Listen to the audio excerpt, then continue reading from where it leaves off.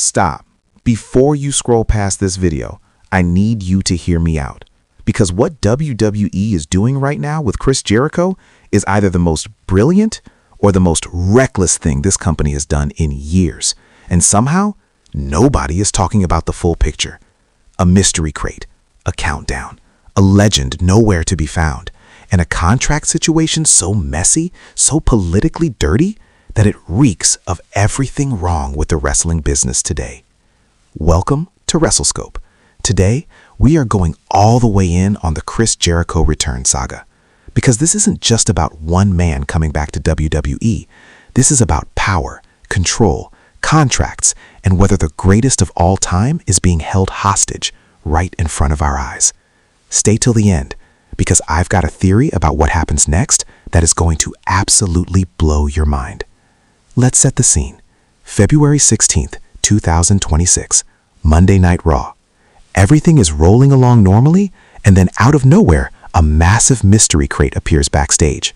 On it, 4 words that sent the entire wrestling internet into a nuclear meltdown.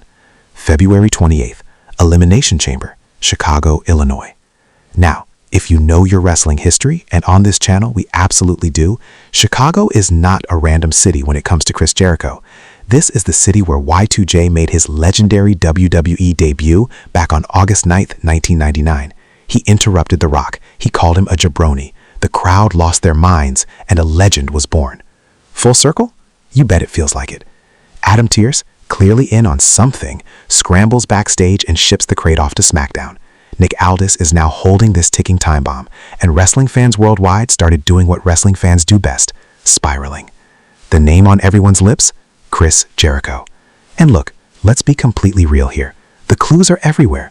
Pearce himself, weeks earlier, while promoting Raw's Netflix anniversary show, asked, and I quote, "Who can break down the walls and claim the gold?"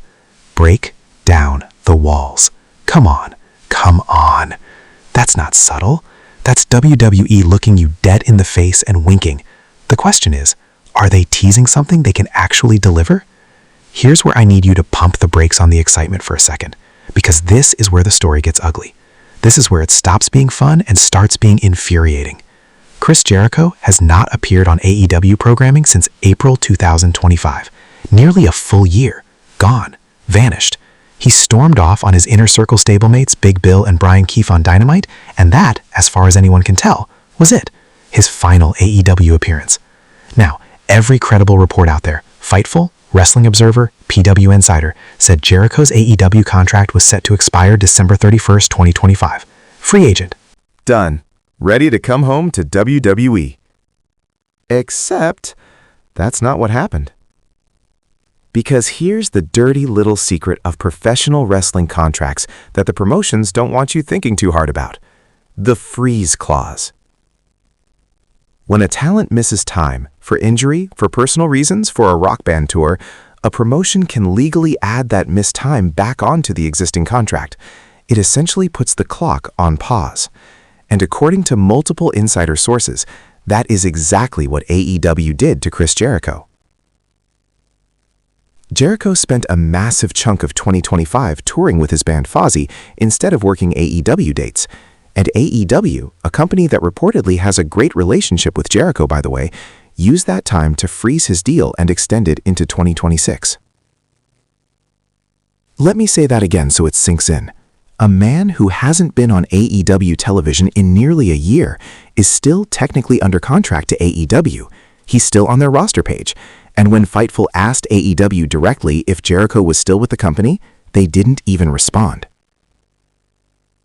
That silence is deafening. Dave Meltzer on Wrestling Observer Radio said he is 95% sure the contract freeze happened.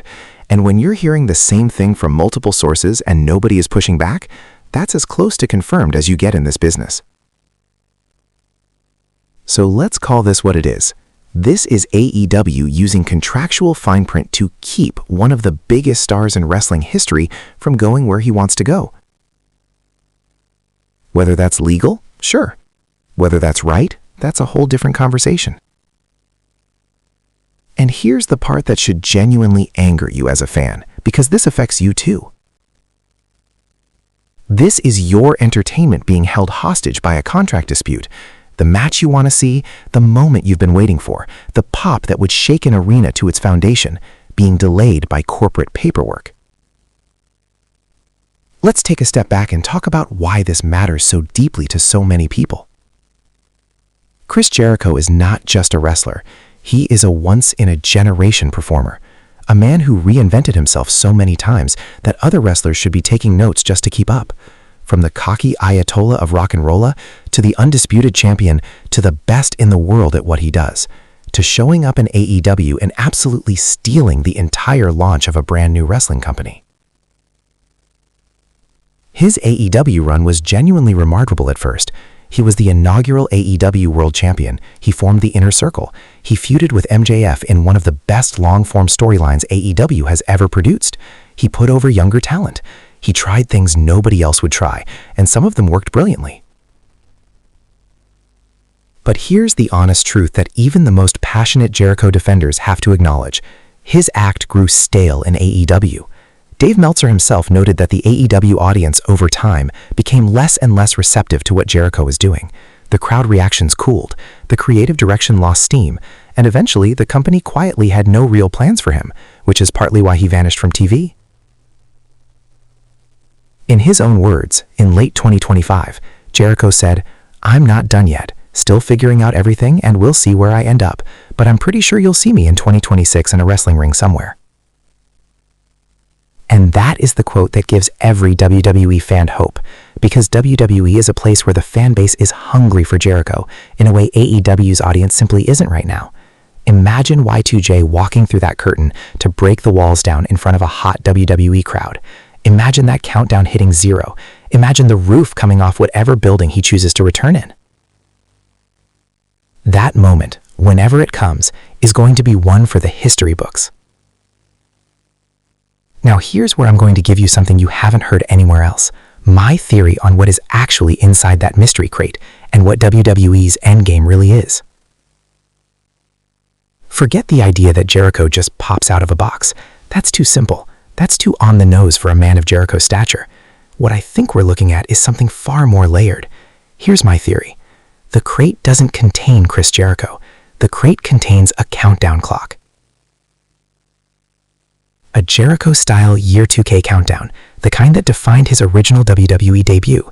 The box opens at Elimination Chamber in Chicago, and inside is a ticking clock counting down to WrestleMania 42. And that becomes the moment. That becomes the tease. The actual return happens at WrestleMania, the grandest stage of them all, completing the full circle moment that Bully Ray talked about on Busted Open. Chicago for the tease, WrestleMania for the explosion. It's poetic. It's Jericho. And if AEW cooperates and releases him before that date, it becomes one of the greatest return storylines the business has seen in over a decade. But, and this is the critical but, if AEW keeps that contract frozen long enough that Jericho misses WrestleMania 42, then this story has a villain. And the villain isn't WWE. The villain isn't Jericho.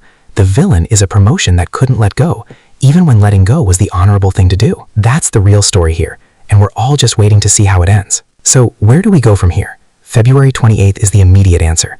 Elimination Chamber in Chicago. The box opens. Something happens. Something big enough that WWE thought it was worth the weeks of build-up. After that, we watch the AEW contract situation like a hawk. Every roster page refresh, every insider report, every cryptic social media post from Jericho himself, because Y2J has never been shy about dropping hints.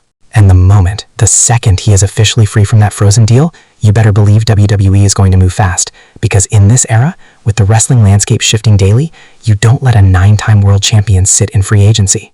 This is a man who was instrumental in building a competing promotion from the ground up. He knows WWE secrets. He knows how to work a crowd better than almost anyone alive.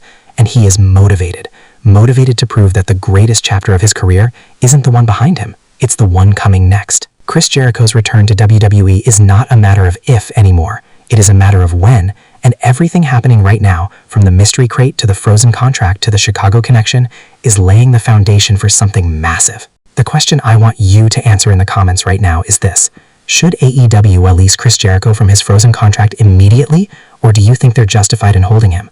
Because this is a debate that has two very passionate sides, and I want to hear yours. Drop your take below. Let's get this conversation going. And if you think AEW is dead wrong for keeping Jericho locked up, share this video, get people talking, because the more noise we make as fans, the louder this story gets. If you're new to WrestleScope, welcome. This is where we don't just cover wrestling, we dissect it. Hit that subscribe button right now and turn on notifications, because the Jericho saga is just heating up and you do not want to miss what comes next. And if you watched this far, you already know this channel is different, so hit that thumbs up, leave your comment, and we will see you in the next one.